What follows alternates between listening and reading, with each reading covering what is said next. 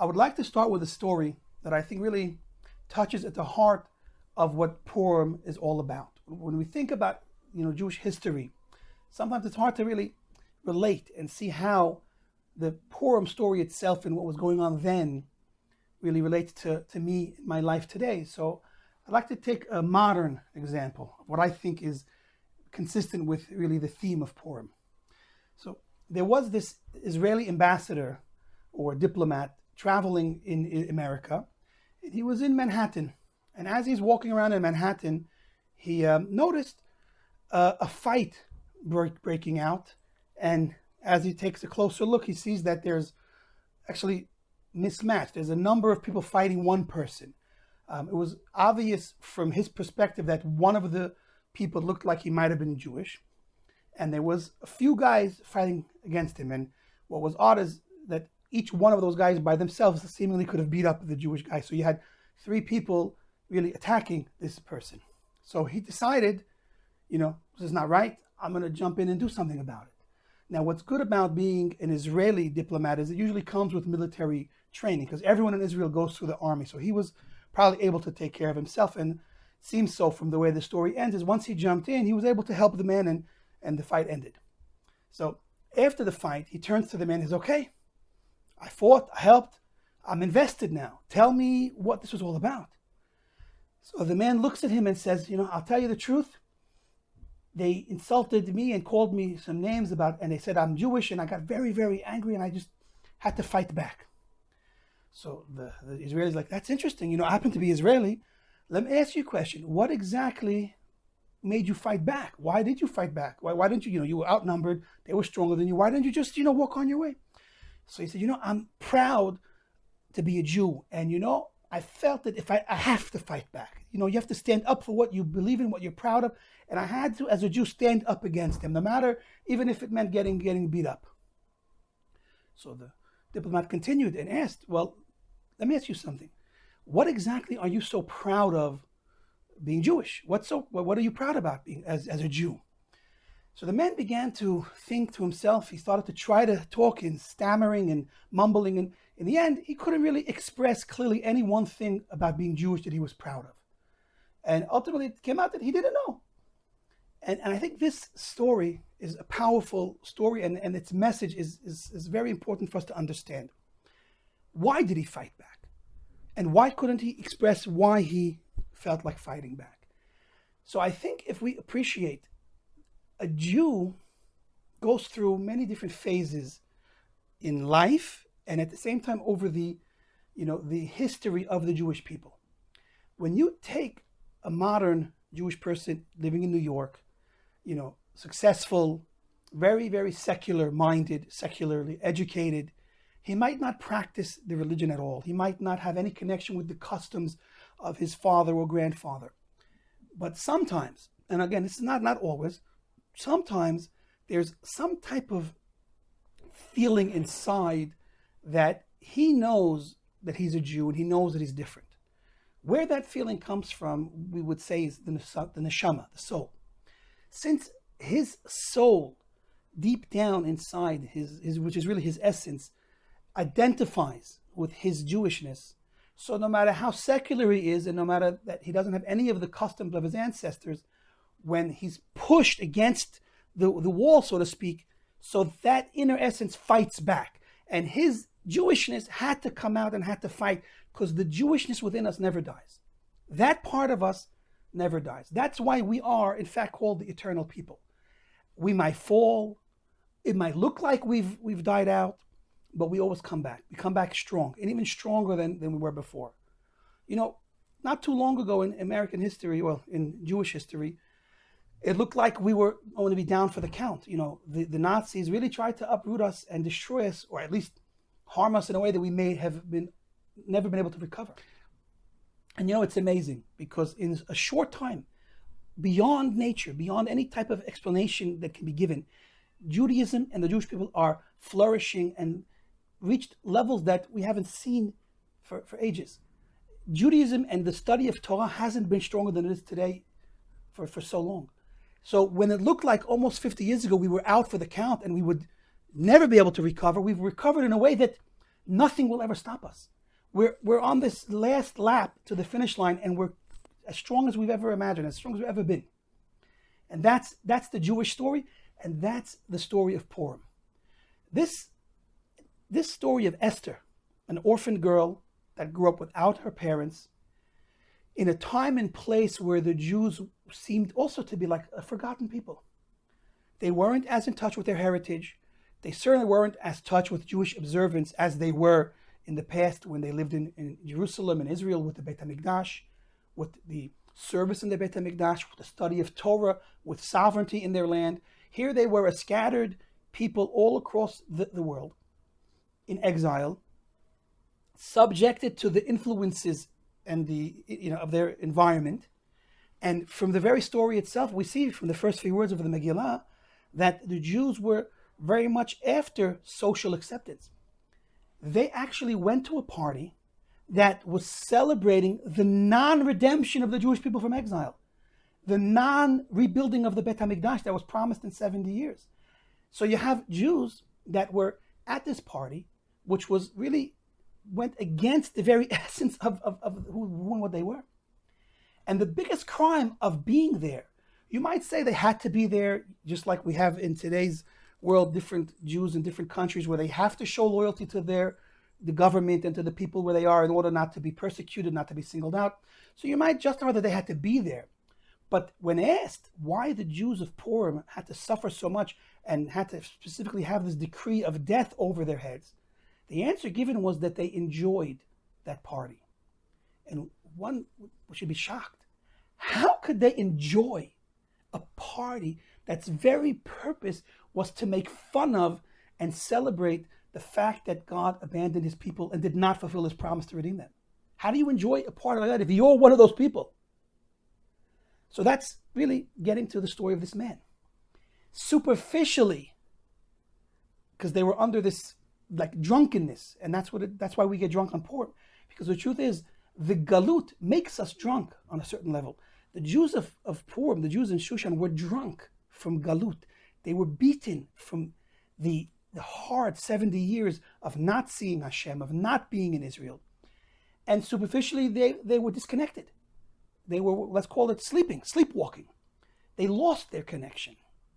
And superficially, they were able to be at a party that represented the antithesis of Torah values, and in fact of taking the holy vessels of the Beit HaMikdash and using them in a profane way, and superficially not be bothered, even enjoying. And it's shocking to say, and we don't really hear the story expressed in this way, but that's the reality. Look at the people around us. Look at our fellow Jews all around the world. They're not suffering. Wherever they are, they're not suffering. They're living a content life, a happy life, a fulfilled life, on whatever level they've achieved success. Meaning, if a person wants to be a billionaire, okay, so he'll be missing a level of happiness because he's not a billionaire, but he's pursuing his billions, or he's pursuing his fame, his success, whatever successes that we're after in life, that's what we pursue. And if you look at the people around the world, the Jews, wherever they are, they're busy pursuing what they want, what they feel is going to give them a good life and a happy life. So no one's complaining. But at the same time, if you look at it from a different perspective, we see that the Jews around the world have abandoned Judaism, have abandoned the way of their forefathers. Assimilation is at all-time highs. Intermarriage is blown off the roof. Forget about intermarriage. The statistics tell us that we are doing more harm to ourselves in the last few years than Hitler and the Nazis ever did to us. They killed our physical bodies, but here we're destroying the Jewish soul, and we're doing it to ourselves. And I know that's also hard to say and hard to accept. But ultimately, the Purim story teaches us otherwise. Because again, as I started off saying, this is all externally. Inside, deep inside, the Jewish soul and the Jewish heart never dies. It just goes through these difficult moments. Let's look at Esther for a moment. Esther is really our story. She was an orphan girl, didn't have the life that when we think of the beautiful Jewish life. The Gemara and Midrash actually connects Esther with Sarah Imenu. When we think of Sarah Imenu, what do we think of? We think of this righteous matriarch that epitomized holiness, purity, faith, emunah, like a walking angel, modest. Absolutely, we would all say that for sure God walked with Esther. In fact, the Torah testifies, Vayichi, that this was the life of Sarah, Vayuchai Sarah, that all her years were years of goodness because she was attached to Hashem all her life. She was a tzaddiket. The story of her life screams of God's presence. Her tent, the tent of Sarah, is in fact the prototype for the Beit HaMikdash. It's explained by our rabbis that 3 miracles that she had in her tent are what we see copied, mimicked on some level in the Beit HaMikdash. She had the Shekhinah, a cloud above her tent to represent the divine presence that was with her always. Her bread miraculously stayed fresh from week to week, and in place of that we have the showbread in the Beit HaMikdash. And her Shabbat candles stayed lit from week to week because that represents, again, corresponding to the menorah in the Beit HaMikdash. Candles, bread, and the divine presence is what we had in the Mishkan and the Mikdash, and that's what she had in her tent. So Sarah's life is this semel, this paradigm, this example of a life surrounded by, enveloped in God's presence and God's warmth and protection. Now look at Esther. Esther is the opposite. Darkness, concealment, orphaned. And at that, when she's taken against her will to be forcefully presented before this non-Jewish king, one of thousands of women, let's not even get into the details of what, in this day and age, it's sick to even think of an entire country and really the entire world accepting such a practice to present every woman in the world to the king to pick and choose. And here, a Jewish woman that did not want to go through this at all, against her will, was forced to go in front of this king, and of all the women, he chooses her. This is not a life that resembles Sarah in any way. We hear the story and we read it quickly and we don't dwell on it, and we just understand that Esther was this great tzaddiket and she was like superwoman and she saved the Jewish people. But if we would have been there in the day-to-day story of Purim, I don't think we would have seen that story. That's a story we had to be taught, lemafreya, in retrospect, about what really was happening, but that was hidden. Nobody saw that. They saw a Jewish woman that became the queen of Achashverosh, being his wife, living that life of royalty. No one understood necessarily exactly what was going on, the deeper story of Purim. That's what she had to go through. Again, the opposite of the life of Sarah. Yet the Midrash goes out of its way to connect the life of Esther and the life of Sarah, saying that they were equated. She ruled over 127 provinces, Esther, and Sarah lived exactly 127 years. And the way the rabbis explain it is you take the days and the hours and the minutes and the years, it all adds up and it's all equated. That in a global sense, they had similar lives. But we see on the surface they were opposite lives. What's the connection? Let's take it one step further. What's the connection between the people of in our times, me, you, anybody, and our ancestors that lived in the times of the Beit HaMikdash? There also seemingly is no connection. We don't have holy lives like they did. We don't have the divine presence, miracles. We have nothing. They had everything. So what's so Jewish about our life? Let's talk about me. I don't mind, not doing a confession over here. That's not our thing, but I'm going to just share a personal story. It's not a secret, or at least if it was to any of you, it's not a secret anymore. I didn't grow up religious. I grew up not religious. I grew up secular. And it's funny, I had an exposure to the Jewish religion by fluke. We went to visit my grandparents, who were also not religious Jews, of Sephardic descent. They were from Syria. We would visit them in Brooklyn. And of course, visiting Brooklyn was like going to mini Israel, because the neighborhood that we visited was full of observant Jews. So there were me and my 2 brothers. We were close in age. I was, let's say, 6 or 7, and I have a twin brother, and my youngest brother was 2 years younger, so he was like, let's say, 5. We would come and hang out in this neighborhood, and everyone saw us. We were 3 kids walking around, obviously different from the other kids on the block because they were all religious. We weren't. Some nice man saw us and said something has to be done to help these kids.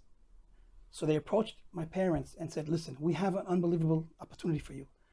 You could send your kids to this most amazing camp. They're going to have fun. They're going to play. They're going to meet kids. And it's all going to be free.